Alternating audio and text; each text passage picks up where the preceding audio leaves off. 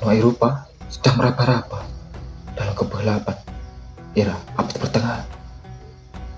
Kotor, dilanda wabah, dan literasi hanya milik segelintir elit. Namun, tepat di belahan bumi yang lain, sebuah peradaban justru sedang berpesta cahaya. Dari rahim gurun Arabia yang gersang, lahir sebuah gerakan intelektual terbesar dalam sejarah umat manusia. Sebuah era yang kelak akan kita kenal sebagai The Islamic Golden Age. Halo semuanya, selamat datang kembali bersama saya, Riza Nurul Faizin. Dan pada kesempatan kali ini, kita akan bahas tentang The Islamic Golden Age.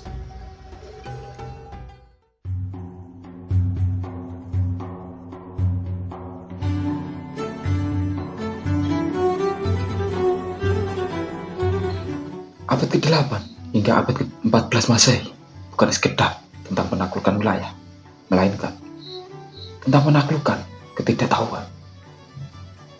Ketika Imperium lain sibuk membakar buku, para khalifah di Baghdad justru menghargai sebuah buku. Buku setimbang dengan emas. Malam ini, mari bersama saya kita runtut sejarahnya, merangkai kembali untaian ilmu yang sempat patah. Semua pergerakan raksasa ini bermula dari dinasti Abbasiyah, khususnya di bawah kepemimpinan Khalifah Harun al-Rasyid dan putranya Al-Ma'mun. Di jantung kota Baghdad, mereka mendirikan sebuah institusi legendaris bernama Bait al-Hikmah, atau yang disebut rumah kebijaksanaan. Bait al-Hikmah bukan sekedar perpustakaan biasa. Ini adalah laboratorium intelektual global pertama di dunia. Sang khalifah memulai gerakan yang disebut gerakan penerjemahan raksasa. Segala manuskrip kuno dari Yunani seperti karya Aristoteles dan Plato, teks-teks matematika dari India, hingga filsafat kuno dari Persia dibawa ke Baghdad untuk diterjemahkan ke dalam bahasa Arab. Namun, ada satu kebijakan yang sangat radikal pada saat itu. Siapapun yang berhasil menerjemahkan sebuah buku ke dalam bahasa Arab, maka buku tersebut akan ditimbang dan sang penerjemah akan dibayar dengan emas sesuai dengan berat buku tersebut. Disinilah indahnya. Islam tidak hanya membawa warisan peradaban masa lalu. Mereka merawatnya, meronsennya menjadi satu untaian ilmu yang baru, dan membangunnya jauh melampaui apa yang dicapai bangsa Yunani kuno.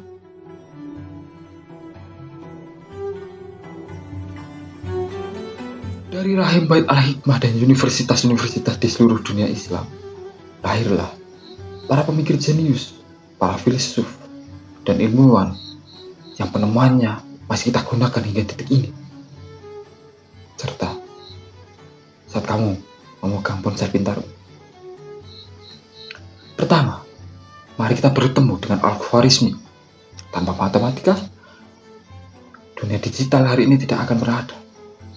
Dialah yang menemu angka 0, penemu sistem aljabar, dan pencetus konsep algoritma yang namanya diambil dari pelafalan nama aslinya. Lalu, lihatlah di dunia kedokteran. Jauh sebelum Eropa paham konsep penularan penyakit, seorang ilmuwan bernama Ibnu Sina, atau mereka sebut Avicenna, telah menulis The Canon of Medicine, atau dalam bahasa Arab Al-Qanun fi al-Tib. Kitab ini menjadi alkitab wajib kedokteran di seluruh universitas Eropa selama lebih dari 500 tahun. Jangan lupakan juga Ibnu Al-Haytham, bapak optik modern. Dialah orang pertama yang membuktikan bahwa mata kita melihat karena menerima pantulan cahaya, bukan mengeluarkan cahaya. Lewat eksperimennya di dalam kamar gelap yang disebut kamera obscure, ia meletakkan bata pertama bagi penemuan kamera yang hari ini kita gunakan untuk merekam dunia. Dan dari sudut pandang sosiologi dan sejarah, ada Ibnu Khaldun, sang raksasa filsafat sejarah. Lewat kitab Muqaddimahnya, yang membedah bagaimana sebuah negara bangkit, runtuh, dan terjebak dalam siklus kekuasaan. Pemikiran mereka adalah Adrividya, gunung ilmu pengetahuan yang menjadi mercusuar dunia. Namun, apa yang sebenarnya menjadi bahan bakar di balik semua kemegahan sains ini? Jawabannya adalah dorongan spiritual dan keterbukaan pikiran.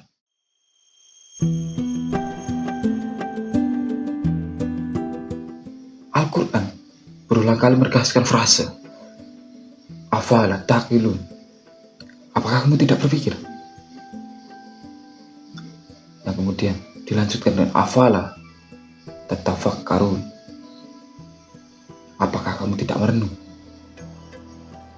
Bagi masyarakat muslim kala itu, meneliti bintang, membedah anatomi di tubuh, dan menghitung rumus matematika adalah bagian tertinggi dari ibadah kepada Sang Pencipta.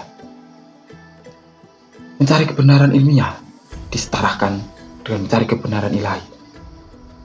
Kebebasan berpikir melahirkan toleransi yang luar biasa. Di Andalusia, yang saat ini ada Spanyol, umat Islam, Kristen, dan Yahudi hidup berdampingan dalam harmoni yang jarang terekam dalam jejak sejarah. Mereka belajar di ruang kelas yang sama, berdebat di perpustakaan yang sama. Tidak ada ego sektarian, yang ada hanyalah dahaga akan ilmu.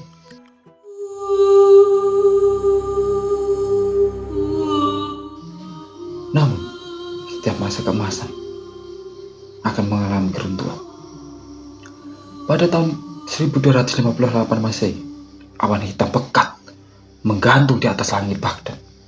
Pasukan Mongol di bawah pimpinan Hulagu Khan mengepung kota. Hari itu, salah satu tragedi kebudayaan terbesar dalam sejarah umat manusia. Baghdad di bumi hanguskan, Bait al-Hikmah dihancurkan tanpa sisa. Jutaan manuskrip ilmu yang ditulis selama ratusan tahun dilemparkan ke sungai Tigris. Sejarah mencatat, air sungai Tigris berubah menjadi hitam pekat karena lunturan tinta dari buku-buku para ulama dan ilmuwan, yang kemudian berubah menjadi merah karena darah para penduduknya. Zaman keemasan itu dipenggal secara paksa oleh sejarah. Masa keemasan Islam kini memang telah menjadi lembaran masa lalu yang berdebu di rak perpustakaan. Namun, yang meninggalkan satu pelajaran berharga untuk kita yang hidup di masa kini. Peradaban tidak akan pernah maju lewat jalan kekerasan ataupun lewat kebutaan para penguasanya terhadap ilmu pengetahuan. Peradaban yang agung dibangun ketika sebuah bangsa merdeka untuk berpikir, merdeka untuk belajar, dan memiliki keberanian untuk merangkai helai-helai sebuah pondasi yang kokoh. Masa keemasan itu pernah ada, dan ia menanti untuk dirangkai kembali lewat tangan-tangan kita yang menolak untuk menutup mata dari kebenaran sejarah. Saya Reza, terima kasih telah menonton, dan sampai jumpa di ruang sejarah berikutnya.